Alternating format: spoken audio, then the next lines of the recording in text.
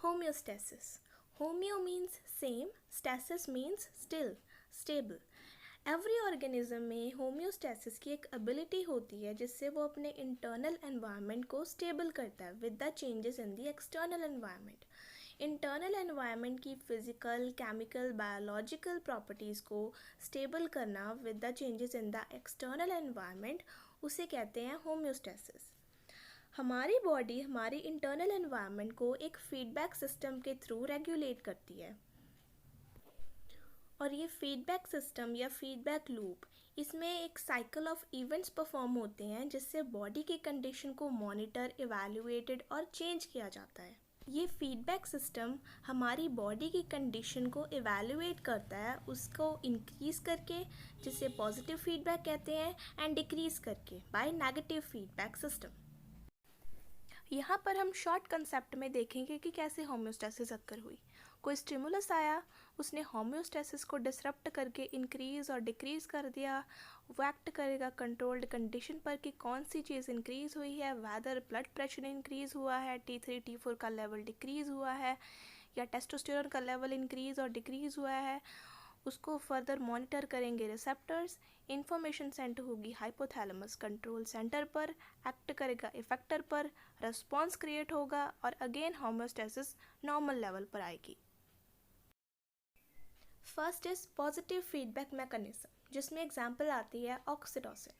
तो जब लेबर में, मदर में यूट्राइन कॉन्ट्रैक्शंस होंगी, वो कॉन्ट्रैक्शंस बेबी की बॉडी को, बेबी के हेड को सर्विक्स रीजन तक फोर्स करेंगी, जिससे क्या होगा, जो यूट्राइन सर्विक्स है उसके स्ट्रेच रिसेप्टर्स उसे डिटेक्ट करेंगे, जिससे फर्दर नर्व इम्पल्सेस सेंड होंगी टू द सेंटर हाइपोथैलेमस पर एंड पोस्टीरियर पिट्यूटरी पे, जिससे फर्दर पोस्टीरियर पिट्यूटरी से ऑक्सीटोसिन रिलीज होगा. ये ऑक्सीटोसिन फर्दर एक्ट करेगा यूट्राइन स्मूथ मसल पर, जिससे क्या होगा, स्ट्रॉन्गर कॉन्ट्रैक्शन होंगी वहाँ पर, जो बेबी के हेड को फर्दर पुश करेंगी to the cervix region. Stronger contraction से ज़्यादा ऑक्सीटोसिन की रिलीज़ होगी.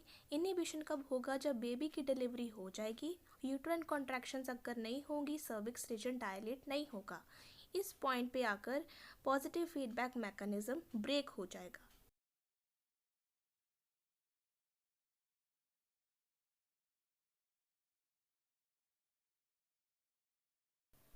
Second is negative feedback mechanism, जिसमें हम एग्जांपल ले लेते हैं T3 और T4 की रेगुलेशन. जैसे एक्सरसाइज, स्ट्रेस और अगर माल न्यूट्रिशन हो, लो ब्लड ग्लूकोज लेवल हो, उससे क्या होता है, T3 T4 का लेवल डिक्रीज हो गया.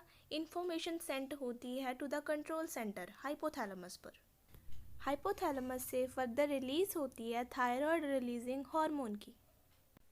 ये एक्ट करता है एंटीरियर पिट्यूटरी पे ऑफ पिट्यूटरी ग्लैंड, जहाँ से रिलीज होगा थायराइड स्टिमुलेटिंग हार्मोन फ्रॉम थायरोट्रॉफ्स, जो एक्ट करेगा थायराइड ग्लैंड पे, जहाँ से रिलीज होगी T3 एंड T4 की. अब ब्लड में T3 और T4 का लेवल इंक्रीज हो जाएगा और इन्फॉर्मेशन सेंड होगी हाइपोथैलेमस पर एंड एंटीरियर पिट्यूटरी पर, जिससे इनकी फर्दर रिलीज इनहिबिटेड हो जाएगी और बॉडी सेल्स इन हार्मोन्स को यूज़ में लेंगे, जिससे फिर से इन हार्मोन्स का लेवल डिक्रीज हो जाएगा और इन्फॉर्मेशन अगेन सेंड होगी हाइपोथैलेमस और पोस्टीरियर पिट्यूटरी पर और साइकिल रिपीट होता जाएगा. इनकी सीक्रेशन होगी, इनहिबिशन होगी. Next example is blood pressure. अब बॉडी में कोई स्टिमुलस आया, उसने बॉडी के होम्योस्टेसिस प्रोसेस को डिसरप्ट कर दिया, उसे डिस्टर्ब कर दिया, जिसके कारण ब्लड प्रेशर इंक्रीज हो गया.